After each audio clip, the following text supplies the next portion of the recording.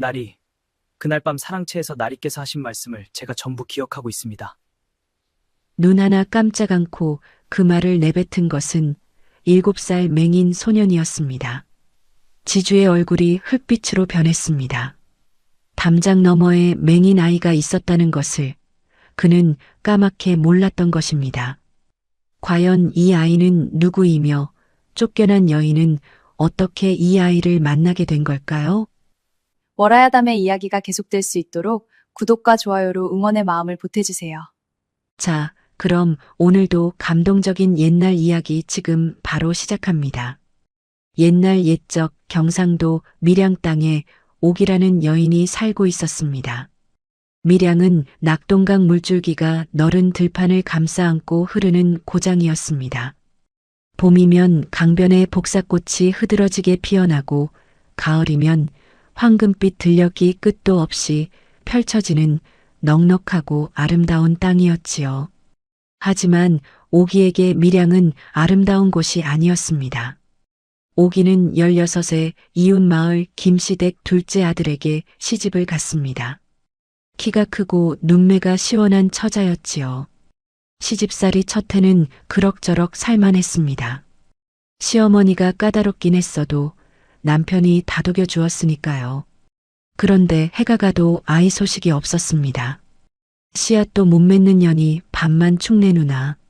시어머니의 말이 날이 갈수록 날카로워졌습니다. 오기는 이를 악물고 버텼습니다. 산신령께 빌고 용한 무당도 찾아갔습니다. 그래도 아이는 생기지 않았지요. 시집 온 지 3년째 되던 해 겨울이었습니다. 내년은 내 집안에 필요 없다. 당장 나가거라. 시어머니가 오기의 보따리를 마당에 내던졌습니다. 남편은 그 자리에 서 있었지만 끝내 한마디도 하지 않았습니다. 오기는 그날 밤 눈 내리는 마당에 홀로 서서 단 한 방울의 눈물도 흘리지 않았습니다. 울어봤자 달라질 것이 없다는 것을 알았으니까요. 친정으로 돌아갔지만 반기는 얼굴이 없었습니다. 내가 뭔 죄를 지었길래 쫓겨왔냐?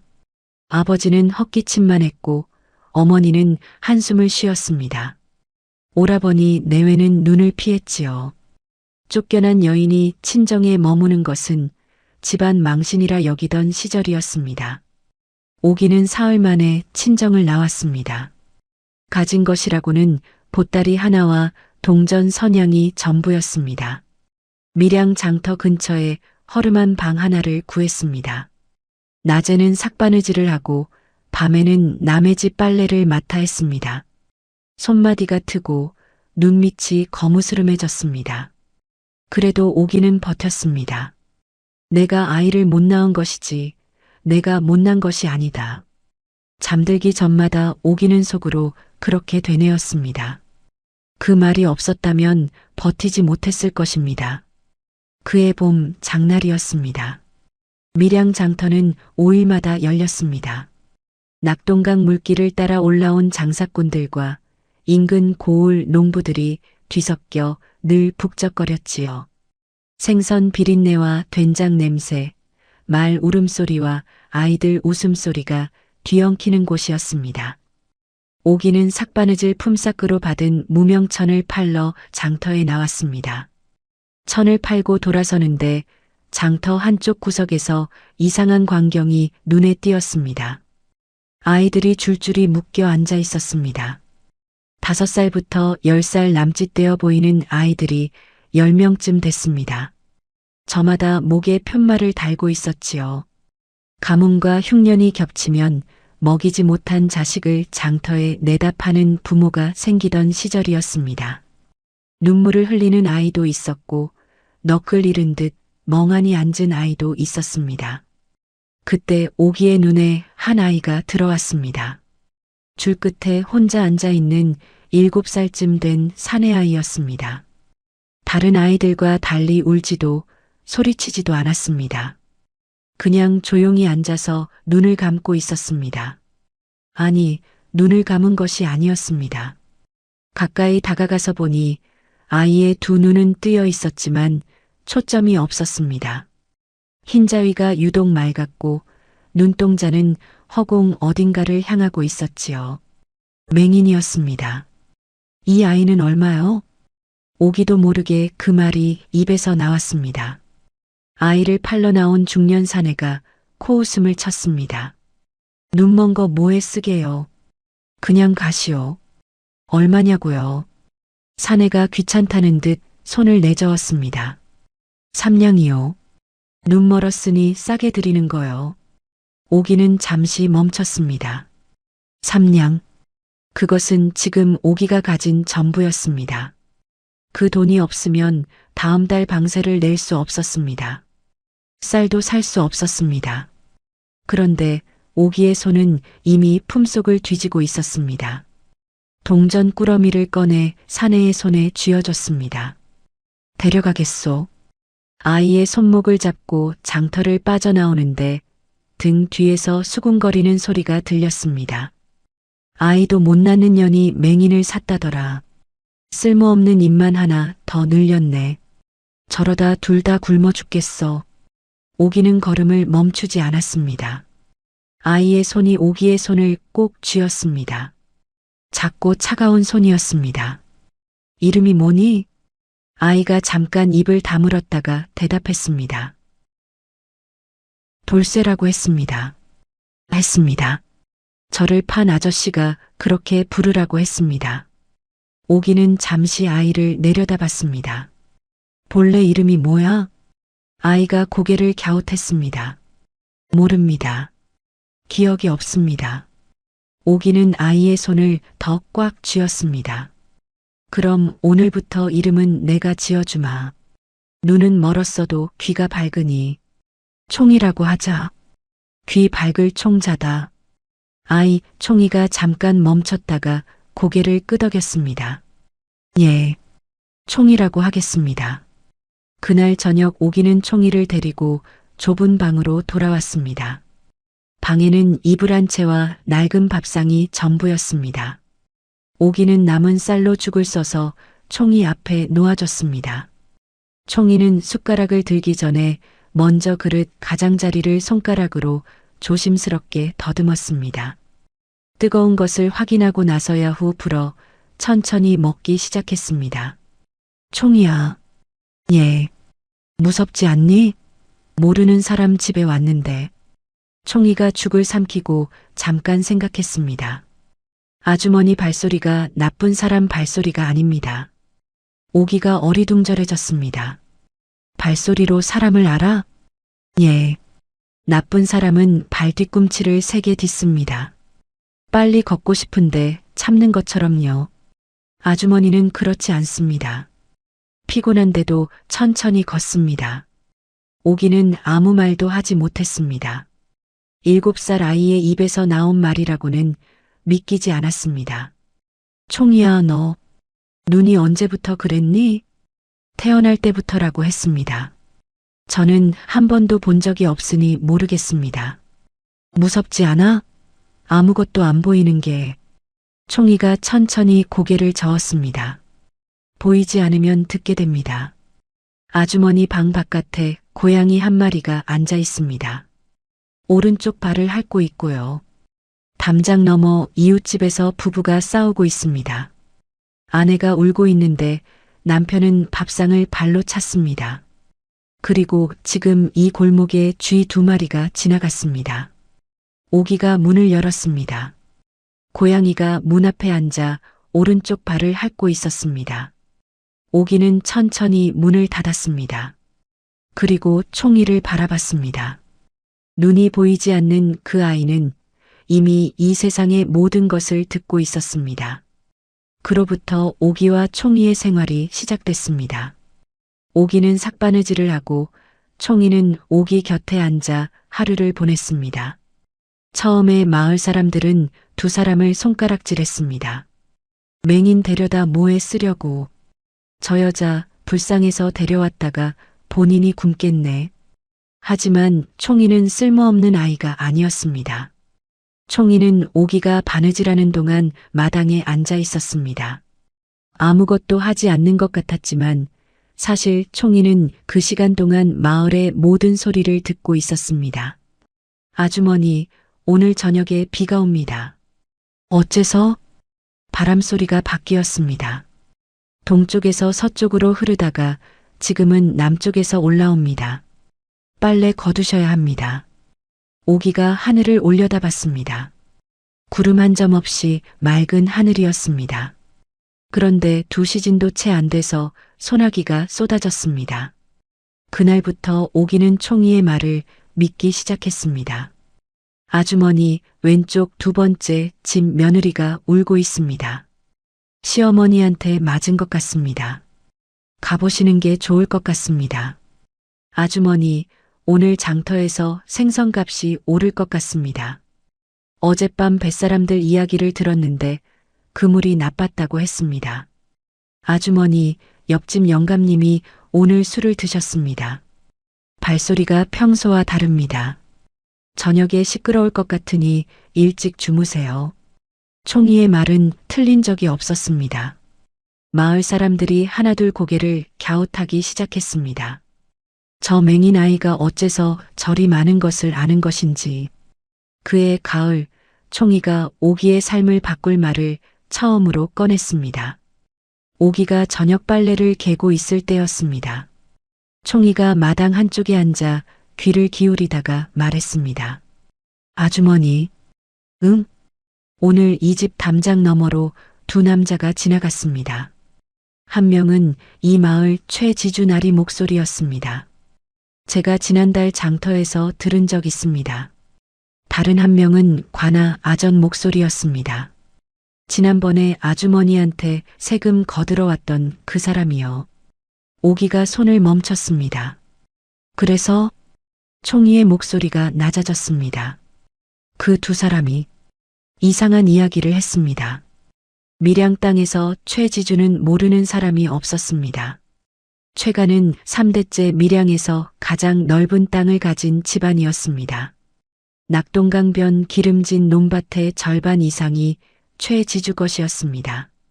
겉으로는 점잖고 인심도 후한 척했지만 속으로는 달랐습니다.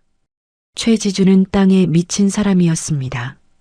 남의 땅이 눈에 띄면 어떻게든 자기 것으로 만들어야 직성이 풀렸습니다. 방법은 간단했습니다. 빚을 지게 만들거나 문서를 조작하거나 관아 아전과 손을 잡아 합법적으로 빼앗는 것이었습니다. 그 수법으로 빼앗긴 땅이 한둘이 아니었지만 아무도 따지지 못했습니다. 최지주가 관아 아전과 한통속이었으니 억울해도 하소연할 곳이 없었습니다. 그 최지주가 이번에 눈독을 들인 것은 장터 옆 오래된 기름집이었습니다. 기름집 주인은 홀로 된 박서방이었습니다. 낙동강 모래밭에 붙은 땅이라 넓지는 않아도 위치가 좋아 제법 값이 나가는 곳이었습니다. 최지주는 그 땅을 갖고 싶었습니다. 그래서 관아 아전과 손을 잡았습니다. 총이가 들은 내용은 이러했습니다. 최지주가 오래된 땅 문서를 하나 구해왔는데 거기에 박서방 기름집 땅이 원래 최씨 집안 것이었다는 내용이 적혀 있다고 했습니다. 물론 위조된 문서였습니다. 그 문서를 관아에 제출하면 아전이 알아서 처리해 주기로 했다는 것이었습니다. 그 대가로 최지주가 아전에게 은자 10량을 주기로 약조했다는 것도, 그리고 그 일이 사흘 안에 이뤄질 것이라는 것도. 총이는 담장 너머로 그 대화를 한 글자도 빠짐없이 들었습니다. 오기가 빨래를 내려놓았습니다. 총이야, 그 사람들이 담장 밖에서 그런 이야기를 했다고? 예. 2 사람이 목소리를 낮췄지만 저한테는 잘 들렸습니다. 내가 잘못 들은 것 아니니? 총이가 고개를 저었습니다. 최지주가 아전에게 이렇게 말했습니다. 이번 달 20날 안으로 처리해주면 은자 10량이요. 문서 번호는 이민년 7월 기묘일자 362호라오. 그리고 아전이 대답했습니다. 걱정 마십시오.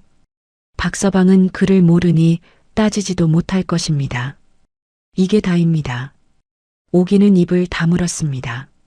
글자 하나, 숫자 하나까지 그대로 외워버린 아이. 총이야, 너. 들은 것을 그렇게 다 기억하니? 예. 잊어버린 적이 없습니다. 그날 밤 오기는 잠을 이루지 못했습니다. 박서방은 오기가 빨래를 맡기는 곳이었습니다. 넉넉하진 않아도 따뜻한 사람이었고 작년 겨울에 오기가 아팠을 때 국밥을 갖다 준 적도 있었습니다. 그 사람의 땅이 빼앗길 위기에 처했습니다. 내가 나서야 하나. 하지만 최지주를 상대로 무슨 수가 있겠나. 오기는 이리저리 뒤척이다가 새벽에야 생각을 굳혔습니다. 그냥 두고 볼 수는 없었습니다. 다음 날 아침 오기는 총이를 데리고 박서방을 찾아갔습니다. 박서방은 처음에 믿지 않았습니다. 무슨 소리요? 내 땅은 내 땅이요. 문서도 다 있는데 최지주가 무슨 수로 빼앗겠소? 박서방님, 이 아이 말을 한번 들어보세요. 오기가 총이를 앞으로 내밀었습니다. 총이가 그날 들은 대화를 처음부터 끝까지 문서 번호까지 그대로 읊었습니다. 박서방의 얼굴이 굳었습니다. 이민년 7월 김유일자 362호라고? 예. 박서방이 후다닥 안방으로 들어가더니 낡은 함을 열었습니다. 그 안에서 땅 문서를 꺼내 번호를 확인했습니다. 이게 어떻게? 박서방의 손이 떨렸습니다. 그의 땅 문서 번호는 이민년 7월 김유일자 363호였습니다. 딱 한 자리 차이였습니다. 최지주가 번호 하나를 받고 위조 문서를 만든 것이었습니다. 박서방이 총이를 내려다봤습니다. 이 아이가 맹인이요? 예. 이 아이가 담장 너머에서 들었다고? 박서방이 긴 한숨을 내쉬었습니다. 맹인 아이가 들었다고 해봐야 아무도 믿지 않소? 그렇다면 사또한테 직접 가야지요. 오기가 말했습니다. 이 고을 사또 이나리는 부임한 지 석 달밖에 안 됐습니다. 아직 아전들과 손이 닿지 않았어요. 그러니까 지금이 기회입니다. 사또가 이 마을 실정을 모르는 지금 직접 가서 말씀드려야 합니다. 총이가 그 자리에서 고개를 끄덕였습니다. 제가 기억하고 있습니다. 전부 다요. 사흘 후 최지주가 위조 문서를 관아에 제출하기로 한 날 아침이었습니다. 오기와 총이, 박서방 셋이 관아 문을 두드렸습니다. 사또 이나리는 처음에 귀찮은 표정이었습니다. 민원이 줄을 서는 날이었으니까요. 하지만 오기가 입을 열자 표정이 달라지기 시작했습니다. 오늘 최지주가 위조 문서를 가지고 이 관아에 올 것입니다. 뭐라고? 문서 번호는 이민년 7월 김유일자 362호입니다. 박서방 진짜 문서는 363호이고요. 번호 하나를 바꾼 위조입니다. 사또가 눈썹을 찌푸렸습니다. 그것을 어떻게 알았소? 오기가 총이를 앞으로 내밀었습니다. 이 아이가 들었습니다. 사또가 총이를 바라봤습니다. 눈에 초점이 없는 맹인 아이. 맹인이 들었다고? 예. 이 아이는 한 번 들은 것을 잊지 않습니다. 사또 나리께서 직접 확인해 보십시오. 아이야, 내가 들은 것을 말해보거라. 총이가 고개를 들었습니다. 예, 나리. 그리고 총이는 그날 밤 담장 너머에서 들은 대화를 처음부터 끝까지 읊었습니다. 목소리 흉내까지 내가면서 한 글자도 빠짐없이. 사또의 눈이 점점 커졌습니다. 은자 열량, 아전 이름까지 됐다고? 예. 저는 그날 이후로 하루도 잊은 적이 없습니다. 사또가 자리에서 일어났습니다. 여봐라. 그날 최지주가 관아에 들어서던 순간이었습니다. 위조 문서를 품에 안고 아전이 알아서 처리해 줄 것이라 믿으며 느긋하게 걸어 들어온 최지주. 그런데 사또 앞에는 이미 박서방과 오기, 그리고 총이가 앉아 있었습니다. 최지주의 발걸음이 멈췄습니다. 사또가 차갑게 입을 열었습니다. 최지주, 가져온 문서를 내놓으시오. 최지주가 당황하면서도 태연한 척했습니다. 예, 나리. 박서방 땅이 원래 저희 집안 것이라는 문서입니다. 이민년 7월 기묘일자 362호 문서 말이요. 최지주의 얼굴이 굳었습니다. 사또가 어떻게 번호를 알고 있는 것인가? 그렇습니다. 그 번호가 어찌 박서방 문서 번호와 딱 한 자리 차이가 나는 것이요? 그건. 사또가 자리에서 일어났습니다. 이 자리에 나오거라. 담장 뒤에서 포졸 둘에게 붙잡혀 끌려 나온 것은 아전 이가였습니다. 최지주의 얼굴이 흙빛이 됐습니다. 아전은 이미 무릎을 꿇고 모든 것을 자백하고 있었습니다. 사또가 최지주를 똑바로 바라봤습니다. 문서를 위조하고 관아 아전을 매수한 죄. 이것만으로도 곤장 100대에 유배 3년이요. 그런데 최지주, 이번이 처음이요? 최지주가 더듬거렸습니다. 나리. 이것은 오해가. 오해? 사또가 아전을 돌아봤습니다. 이자 말고 또 어떤 문서를 조작했느냐? 아전이 무릎을 꿇은 채 와들와들 떨기 시작했습니다. 대답하지 않으면 내 죄도 더해진다. 그 말에 아전이 그만 주저앉아 버렸습니다. 예, 나리. 말씀드리겠습니다. 3년 전에도 5년 전에도 아전의 입에서 쏟아지는 말들. 최지주가 그동안 조작해온 땅 문서가 한두 건이 아니었습니다. 마을 사람 6명의 땅이 그렇게 빼앗겼습니다. 최지주가 털썩 무릎을 꿇었습니다. 나리. 한 번만 봐주시옵소서. 사또가 내려다봤습니다. 봐달라고? 사또의 눈이 총이에게 잠깐 닿았습니다. 총이는 그 자리에 조용히 앉아 있었습니다. 눈이 보이지 않아도 지금 이 자리에서 무슨 일이 일어나고 있는지 소리로 모두 듣고 있었습니다. 사또가 다시 최지주를 바라봤습니다. 봐주는 것은 이 아이에게 청하시오. 최지주와 아전은 그날로 포박됐습니다. 관아에서 빼앗긴 땅 문서들을 뒤져보니 최지주가 조작한 것이 5건이 더 나왔습니다. 그 땅들은 모두 원래 주인에게 돌아갔습니다. 박서방의 기름집 땅도 물론 그대로 박서방 것이었습니다. 박서방이 관아를 나오며 총이의 손을 꼭 잡았습니다. 이 은혜를 어찌 갚겠소? 총이가 고개를 저었습니다. 저는 그냥 들은 것을 말했을 뿐입니다. 박서방의 눈에 눈물이 맺혔습니다. 그날 이후 마을이 달라졌습니다. 최지주한테 억울하게 빼앗긴 줄만 알았던 땅들이 돌아오고 마을 사람들이 하나둘 오기 집 앞에 찾아왔습니다. 저희 집 일도 좀 봐주시오. 이 아이가 정말 그런 것을 다 기억한다오? 오기는 처음에 손을 저었습니다. 총이는 그저 귀가 밝은 아이일 뿐이에요. 하지만 총이는 달랐습니다. 아주머니, 저 들어볼게요. 총이는 마을 사람들의 억울한 사연을 들으면서 관련된 사람들의 이야기, 날짜, 장소를 하나하나 기억하고 연결했습니다. 어디선가 들은 목소리와 연결하고 장터에서 흘려들은 대화를 꿰맞추면서 빠진 퍼즐을 찾아냈습니다. 그날 아전이 이서방님 집 담장 앞을 지나갔습니다. 저도 그 자리에 있었는데 그때 아전 신발 소리가 멈췄습니다. 그리고 잠깐 뭔가를 품에 넣는 소리가 났습니다. 땅 문서를 빼간 것이 그날이었을 것입니다. 사람들이 입을 다물지 못했습니다. 아무것도 보지 못하는 아이가 보는 사람보다 더 많은 것을 알고 있었습니다. 소문은 금세 퍼졌습니다.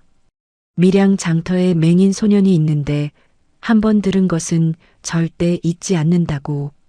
거짓말하는 사람은 발소리만 들어도 안다고. 담장 너머 목소리도 다 듣는다고. 2달쯤 지났을 때였습니다. 사또 이나리가 사람을 보냈습니다. 사또 나리께서 그 아이를 보고 싶다 하십니다. 오기가 총이의 손을 잡고 관하로 갔습니다. 사또가 총이 앞에 앉아 한참 동안 바라봤습니다. 총이야. 예, 나리. 내가 이 관아에 와서 나를 도와줄 수 있겠느냐? 총이가 잠깐 고개를 들었습니다. 눈이 보이지 않는 채로 사또의 목소리 방향을 정확히 향했습니다. 아주머니도 함께 오면 됩니까? 사또가 빙그레 웃었습니다. 물론이지. 그날부터 오기와 총이는 관아에 자리를 잡았습니다. 총이는 사또 곁에서 매일 이 고을 곳곳의 억울한 사연들을 듣고 기억했습니다. 장터에서 흘러나오는 소리, 골목에서 오가는 대화, 상인들의 수군거림. 보이지 않는 눈 대신 들리는 귀로 총이는 이 고을 전체를 읽었습니다. 거짓말하는 사람은 숨소리가 빨라지는 것을 알았고, 두려운 사람은 발뒤꿈치를 세게 딛는 것을 알았고, 화가 난 사람은 이를 악무는 소리가 난다는 것을 알았습니다. 사또가 판결을 내리기 어려운 사건이 생기면 총이를 불렀습니다. 총이야, 저 사람이 거짓말을 하느냐? 총이가 잠깐 귀를 기울였습니다. 숨소리가 고르지 않습니다. 왼쪽 다리를 조금씩 떨고 있습니다. 거짓말입니다. 틀린 적이 없었습니다. 세월이 흘렀습니다. 총이가 15이 되던 해였습니다. 밀양 사또 이나리가 임기를 마치고 한양으로 돌아가게 됐습니다. 총이야, 나와 함께 한양으로 가지 않겠느냐? 총이가 오기를 돌아봤습니다. 물론 보이는 것이 아니라 소리로 방향을 찾은 것이었지요. 총이야, 이건 내 선택이다. 총이가 잠깐 조용히 앉아 있었습니다. 아주머니는요? 나는 여기 있을게. 그럼 저도 여기 있겠습니다. 사또가 피식 웃었습니다. 그 마음이 기특하구나. 그러면 총이야, 내가 한양에서 내 이름을 잊지 않겠다. 언젠가 내 귀가 더 큰 곳에서 쓰일 날이 올 것이다. 사또가 떠난 후에도 오기와 총이는 밀양에 남았습니다. 작은 서당 하나를 열었습니다. 총이가 아이들을 가르쳤습니다. 눈이 보이지 않는 선생님에게 처음에 부모들이 의심을 품었지만 총이가 가르치는 것을 보고 나서는 달랐습니다. 총이는 아이들이 거짓말을 하면 바로 알았고 아이가 외운 것을 틀리게 외우면 틀린 부분을 정확히 집어냈습니다. 아이들의 발소리만 들어도 오늘 기분이 어떤지, 배가 고픈지 아픈지를 알았습니다. 아이들은 총이 선생님을 신기해했고 또 좋아했습니다. 선생님은 어째서 다 알아요? 총이가 빙그레 웃었습니다. 너희가 말해주니까. 저희가 말한 적 없는데요? 소리로도 말을 한단다. 너희가 모를 뿐이지. 총이가 18이 되던 해봄이었습니다. 한양에서 파발마가 달려왔습니다. 밀양을 떠났던 사또 이나리가 보낸 편지였습니다. 총이에게 지금 한양에 큰일이 생겼다. 내 귀가 필요하다. 올 수 있겠느냐? 오기가 편지를 읽어줬습니다. 총이가 조용히 앉아들었습니다. 그리고 일어났습니다. 아주머니, 같이 가주시겠습니까? 오기가 웃었습니다. 당연하지. 한양으로 가는 길이 멀었습니다. 낙동강 물길을 거슬러 올라가 중령을 넘고 한강을 건너 한양 도성으로 들어갔습니다. 오기는 총이의 손을 잡고 걸었고 총이는 한 번도 발을 헛디디지 않았습니다. 총이야, 무섭지 않니? 한양은 처음이잖아. 아주머니, 저는 한양 소리를 벌써 듣고 있습니다. 벌써? 저 멀리서 징소리가 들립니다. 사람이 많이 모여 있는 것 같습니다. 말발굽 소리도 여러 방향에서 납니다. 큰 물소리도 들립니다. 한강이겠지요. 오기가 웃었습니다. 아직 반나절은 더 가야 하는데 귀가 좀 멀리까지 들립니다. 한양에 닿았을 때 이나리가 직접 마중을 나왔습니다. 예전보다 벼슬이 높아져 있었습니다. 이조 정랑이 된 것이었지요. 총이야, 잘 왔다. 날이 무슨 일입니까? 이나리가 표정을 굳혔습니다. 지금 궁 안에서 큰 음모가 진행되고 있다. 좌의정 민대감이 세자를 몰아내려는 계략을 꾸미고 있는데 증거가 없다. 무고한 사람들이 역모로 몰릴 위기다. 어떻게 제가 도울 수 있겠습니까? 민대감 측 사람들이 곳곳에서 만나 모의를 한다. 우리는 그것을 듣지 못하지만 너는 들을 수 있지 않느냐? 총리가 잠깐 침묵했습니다. 어디서 모입니까? 남산 기슭 주막이다. 매일 밤 자시 무렵에 총리가 고개를 끄덕였습니다. 가보겠습니다.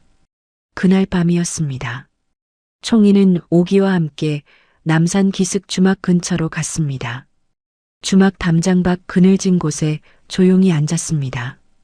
깊은 밤 주막 안에서 낮은 목소리들이 오갔습니다. 사람들의 귀에는 들리지 않는 소리였습니다. 밤바람이 흔들고 개 짖는 소리에 묻혀버리는. 하지만 총리에게는 달랐습니다. 담장 너머에서 벌어지는 대화가 마치 바로 옆에서 하는 말처럼 또렷하게 들렸습니다. 총리는 눈을 감고 귀를 기울였습니다. 한 시즌이 지났습니다. 주막 안이 조용해졌습니다. 사람들이 빠져나가는 발소리가 들렸습니다. 오기가 총리의 팔을 잡았습니다. 총리야, 괜찮니? 예. 들었어? 총리가 천천히 눈을 떴습니다. 전부 들었습니다. 다음 날 아침, 이나리 앞에서 총리가 입을 열었습니다. 어젯밤 주막에서 오간 대화를 처음부터 끝까지 이름, 날짜, 방법, 그리고 그 자리에 있었던 사람들의 목소리까지 이나리의 붓이 빠르게 움직이며 받아 적었습니다. 세자를 독살하기로 했다고? 예. 사흘 후 세자 나리가 드실 탕약에 손을 댄다고 했습니다.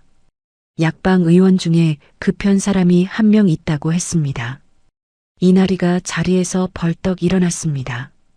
지금 당장 입거래하겠다. 그날 오후 궁 안에서 일이 벌어졌습니다. 이나리가 가져온 기록을 보고 임금이 직접 약방을 조사하도록 명했습니다. 의원 하나가 잡혀갔습니다. 탕약에 손을 댄 흔적이 발견됐습니다. 민대감 측 인물들이 하나둘 포박됐습니다. 세자는 무사했습니다. 며칠 후 임금이 총리를 불렀습니다. 오기가 총리의 손을 잡고 궁 안으로 들어갔습니다. 생전 처음 밟아보는 궁궐. 오기는 눈이 휘둥그레졌지만 총리는 조용히 걸었습니다. 발바닥으로 돌의 결을 느끼고 귀로 공간의 넓이를 짐작하면서 임금 앞에 무릎을 꿇었습니다. 임금이 한참 동안 총리를 바라봤습니다. 고개를 들어보거라. 총리가 고개를 들었습니다. 눈에 초점이 없는 맹인 소년. 눈이 보이지 않느냐? 예, 전하. 그런데 어떻게 담장 너머 목소리를 다 들을 수 있었느냐? 보이지 않으면 들리옵니다. 전하. 임금이 잠깐 말이 없었습니다. 내 옆에 있는 여인은 누구냐? 저를 삼냥에 사서 키워준 어머니이옵니다. 임금의 눈이 잠깐 흔들렸습니다. 삼냥에? 예. 장터에서 팔려가던 것을 사주셨습니다. 임금이 오기를 바라봤습니다. 오기가 무릎을 꿇고 고개를 숙였습니다. 아이를 못 낳는다는 이유로 쫓겨났다가 팔려가는 아이를 샀다 하였느냐? 예, 전하. 그냥 지나칠 수가 없었습니다. 임금이 오래 침묵했습니다. 그러다가 말했습니다. 사람의 가치는 태어남이 아니라 살아감에 있느니라. 그날 이후 총리는 궁 안에 자리를 얻었습니다. 임금 곁에서 소리를 듣는 일을 맡았습니다. 신하들의 말이 진심인지 거짓인지 궁 안 곳곳에서 오가는 말들. 총리의 귀는 눈이 닿지 못하는 곳까지 닿았습니다. 오기도 함께였습니다. 궁 안에 처소를 받고 좋은 옷을 입었습니다. 아이를 못 낳는다고 쫓겨났던 여인이 맹인 소년 하나를 삼냥에 사서 키운 덕에 궁 안에 자리를 얻었습니다. 마을 사람들이 뒤늦게 알았습니다. 저 오기가 그 아이 때문에 궁까지 갔다더라. 아니, 그 맹인 아이가 세자를 살렸다고? 쓸모없다고 비웃었는데 우리가 잘못 봤구나. 훗날 총이는 나이가 들어 이름을 남겼습니다. 눈이 보이지 않아도 가장 많은 것을 본 사람. 귀 하나로 거짓과 진실을 가른 사람. 오기는 총이가 높은 벼슬을 받던 날 조용히 뒤에 서서 웃었습니다. 그날 장터에서 전 재산 3냥을 털어 맹인 소년을 산 것이 오기 생애 가장 잘한 일이었습니다. 그리고 총이에게도 그 장터에서 오기의 발소리를 처음 들었던 그 순간이 평생 가장 잘된 일이었습니다. 나쁜 사람은 발뒤꿈치를 세게 딛습니다. 아주머니는 그렇지 않습니다.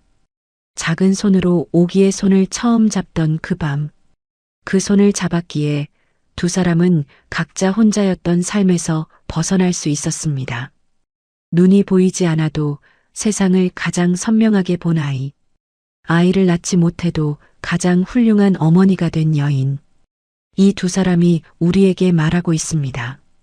사람의 쓸모는 겉으로 보이는 것이 아니라고. 진심으로 손을 내미는 것, 그것이 가장 큰 힘이라고. 다음 영상을 빠르게 만나보시려면 좋아요와 구독을 눌러주세요. 지금 화면에 나오는 월화야담의 더 재미있는 영상들도 함께 해주세요. 그럼 모두 행복한 하루 보내세요. 감사합니다.